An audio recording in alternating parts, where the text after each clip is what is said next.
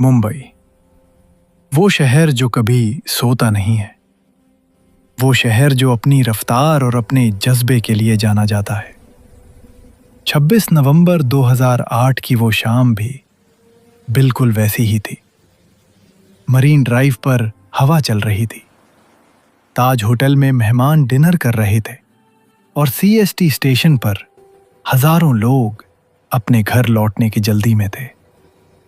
सब कुछ नॉर्मल था, लेकिन किसी को अंदाजा नहीं था कि अरब सागर की गहरी खामोशी को चीरते हुए एक नाव मुंबई के तट की तरफ बढ़ रही है। उस नाव में सवार थे 10 लोग और उनके बैग्स में कपड़े नहीं, मौत थी। फिर गोलियों की तेज आवाज और सायरन की गूंज। अगले 60 घंटों तक भारत का ये सबसे जिंदा दिल शहर एक वॉर जोन बनने वाला था। ये कहानी सिर्फ दहशत की नहीं है, ये कहानी है उन वीरों की जिन्होंने सीने पर गोली खाई ताकि हम और आप सांस ले सकें।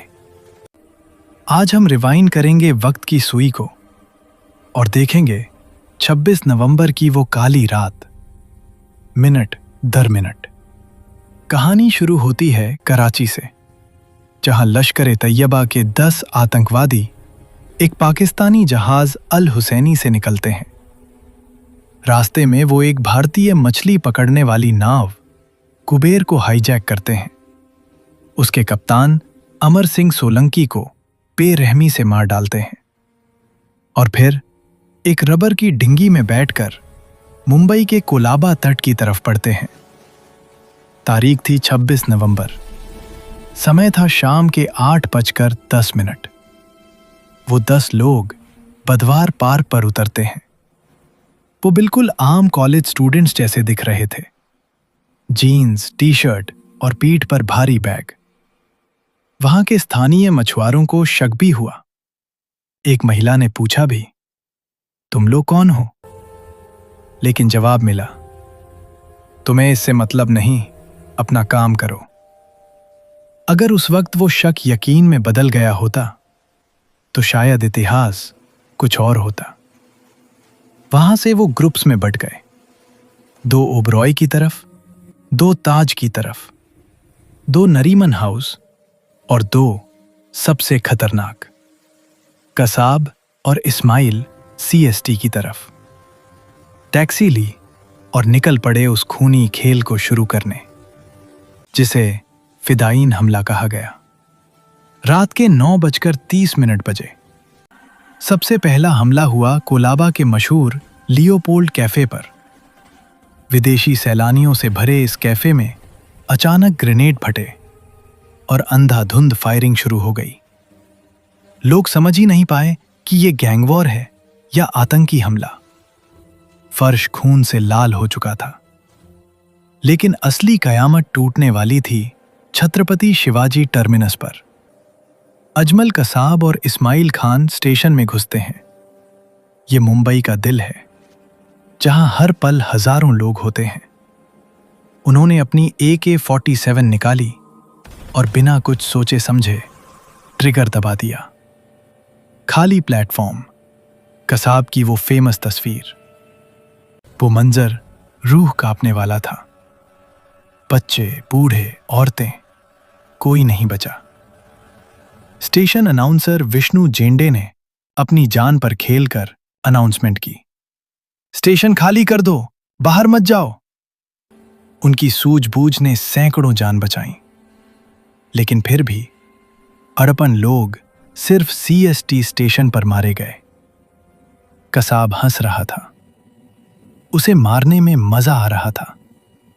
यह सिर्फ हत्या नहीं थी, यह पागलपन था। सीएसटी से निकलकर कसाब और इस्माइल कामा अस्पताल की तरफ बढ़े। मुंबई पुलिस के पास उस वक्त सिर्फ लाठियां और पुरानी राइफलें थीं, लेकिन उनका जज्बा फौलादी था। ATS chief Hemant Karkare, ACP Ashok Kamte और एनकाउंटर स्पेशलिस्ट विजय सालस्कर, ये 3 शेर अपनी गाड़ी में निकले आतंकियों को रोकने के लिए। लेकिन कामा अस्पताल के पास एक अंधेरे मोड़ पर आतंकियों ने उनकी गाड़ी पर एम्बुश लगा दिया।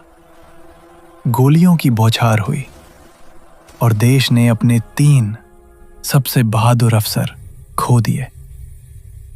आतंकियों ने उनकी पुलिस गाड़ी हाईजैक की और निकल भागे, लेकिन अभी द एंड बाकी था। गिरगांव चौपाटी पर एक बैरिकेड लगा था।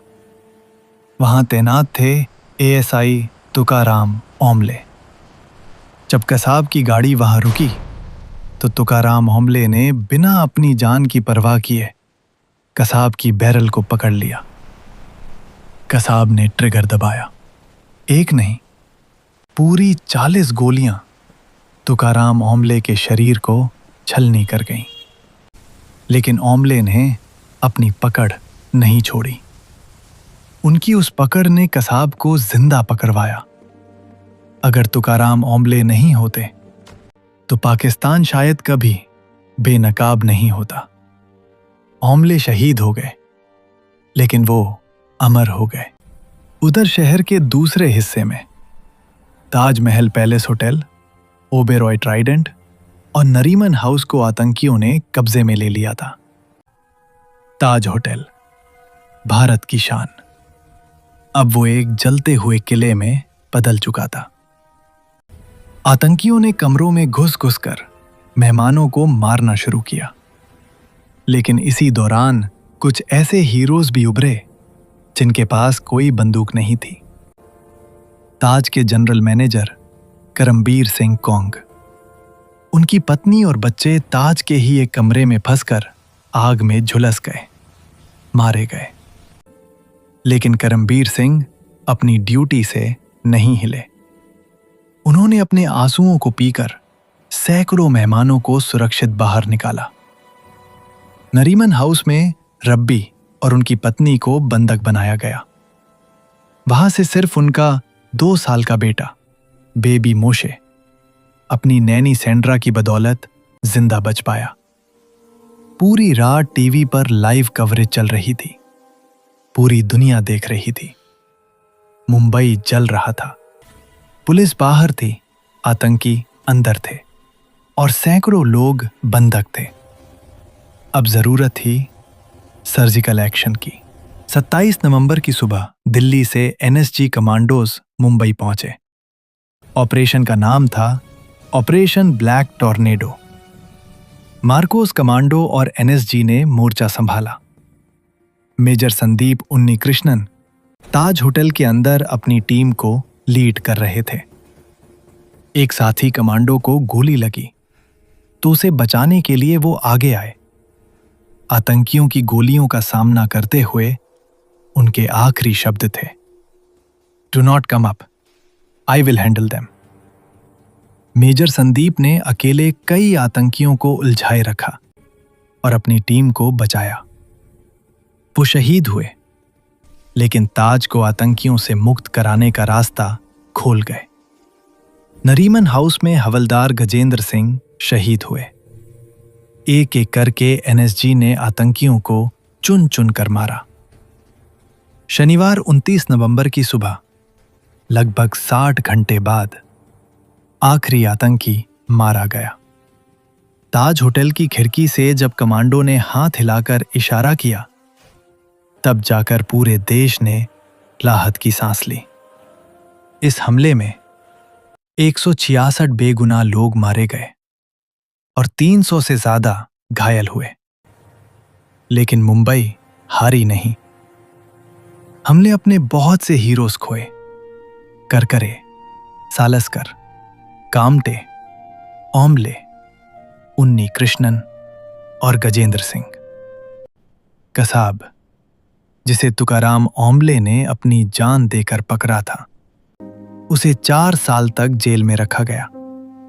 कानून की प्रक्रिया पूरी की गई और 21 नवंबर 2012 को पुणे की यरवदा जेल में फांसी दी गई।